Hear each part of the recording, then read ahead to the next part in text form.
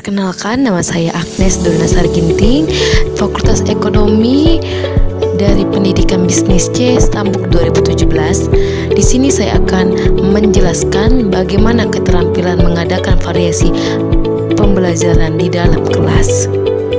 Penggunaan variasi terutama ditunjukkan terhadap perhatian siswa, motivasi, dan belajar siswa. Menurut Husman 2013, ada beberapa tujuan dan manfaat dari mengadakan variasi dalam kegiatan pembelajaran, yaitu yang pertama, menimbulkan dan meningkatkan perhatian siswa aspek-aspek belajar mengajar. Lalu yang kedua, memberikan kesempatan bagi berkembangnya bakat ingin mengetahui dan menyelidiki pada siswa tentang hal-hal baru. Tiga, memupuk tingkah laku yang positif terhadap guru dan sekolah dengan berbagai cara mengajar. Keempat, memberikan kesempatan kepada siswa untuk memperoleh cara menerima pelajaran yang disenanginya. Variasi dalam gaya mengajar. Variasi suara.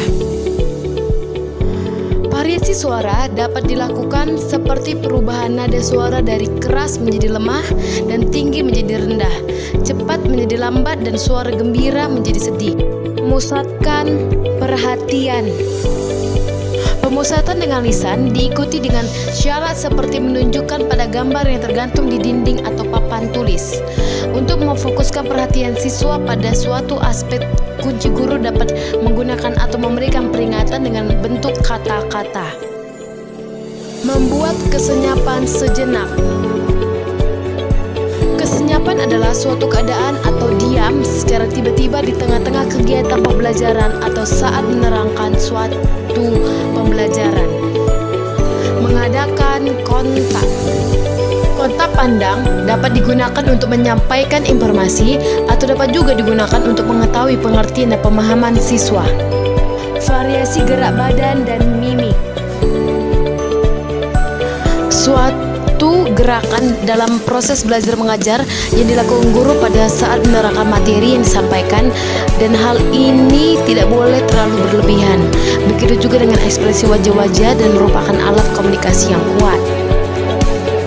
Mengubah posisi dengan gerak. Perpindahan posisi selain bermanfaat bagi guru agar tidak jenuh, juga agar perhatian siswa tidak menonton. Sebaiknya pergerakan atau perpindahan posisi guru didasarkan pada tujuan. Misalnya, kalau sebelah kanan kelas terdapat siswa yang ribut, maka dengan perpindahan posisi guru ke sebelah kanan dapat mengurangi dan menghentikan kegaduhan siswa. Variasi dalam penggunaan media dan bahan pelajaran.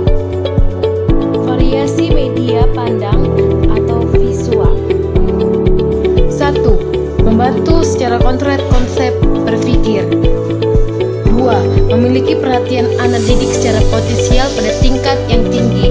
3. Dapat membuat hasil belajar yang real yang akan mendorong kegiatan mandiri anak didik. 4. Mengembangkan cara berpikir berkesinambungan seperti halnya dalam film. Variasi media dengar atau audio. Sejumlah media dengar yang dapat dipakai diantaranya ialah pembicaraan anak didik, rekaman bunyi dan suara, rekaman musik, rekaman wawancara, bahkan rekaman suara iklan lumba-lumba, yang semuanya itu dapat memiliki relevan dengan pelajaran. Variasi alat yang dapat didengar, dilihat, dan diraba atau audio visual aids. Penggunaan alat jenis ini merupakan tingkat yang paling tinggi karena melibatkan semua indera yang dimiliki. Variasi alat yang dapat diraba, dimanipulasi, dan digerakkan atau motorik. Penggunaan alat yang termasuk ke dalam jenis ini akan mampu menarik perhatian siswa dan dapat melibatkan siswa dalam membentuk dan memperagakan kegiatannya, baik secara berulang ataupun terulang.